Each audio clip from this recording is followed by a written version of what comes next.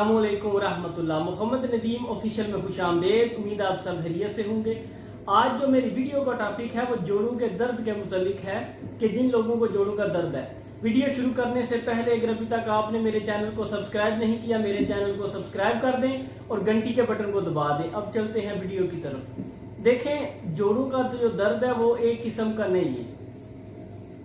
एक तो गंठिए का दर्द है कि जिसकी वजह से जोड़ सूज जाते हैं, सूजन हो जाती है। ये उसके लिए नुस्खा नहीं है।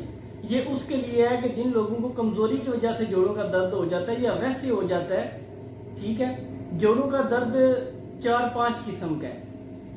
ये 2 किस्म का जो जोड़ों का दर्द है कि कमजोरी की वजह से, या एक वैसे जो जोड़ों का दर्द हो जाता है उसके लिए, वो भी सर्दी की वजह से होता है।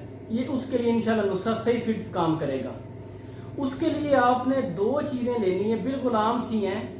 सबसे पहले आपने लेनी है हरमल 10 ग्राम, और उसके बाद आपने आक के फूल, जिसे मदार भी बोलते हैं, आक आम जमीनों में ये पाया जाता है, उसके फूल पिंक और वाइट कलर, गुलाबी और सफेद कलर के होते हैं, वो छोटे छोटे, वो आपने लेने हैं 10 ग्राम। इन दोनों चीजों को आपने कूट के जंगली बेर के बराबर छोटी छोटी गोलियां बना लेनी है। और जो आपने ये गोली कैसे इस्तेमाल करनी है, आपने शाम के वक्त नीम गर्म दूध के साथ ये गोली इस्तेमाल करनी है। उसके दौरान जो आपने परहेज करना है वो सिर्फ दूध और नान, ये 2 चीजें आपने इस्तेमाल करनी है जब तक आपने दवाई इस्तेमाल करनी है। तो अगर आप इस तरकीब के साथ इस्तेमाल करेंगे तो अल्लाह पाक के फजलो करम से आपको जितना भी ज्यादा जोड़ों का दर्द होगा वो बिल्कुल ठीक हो जाएगा।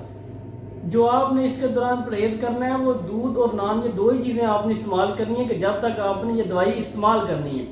आपने पहले दिन 1 गोली दूध के साथ खानी है शाम के वक्त, दूसरे दिन 2, तीसरे दिन 3 और चौथे दिन 4।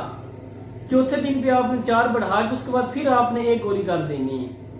ये तकरीबन 12-14 दिन की खुराक होगी। इंशाल्लाह 12-14 दिन में अल्लाह पाक के फजलो करम से आपको कामिल आराम आ जाएगा।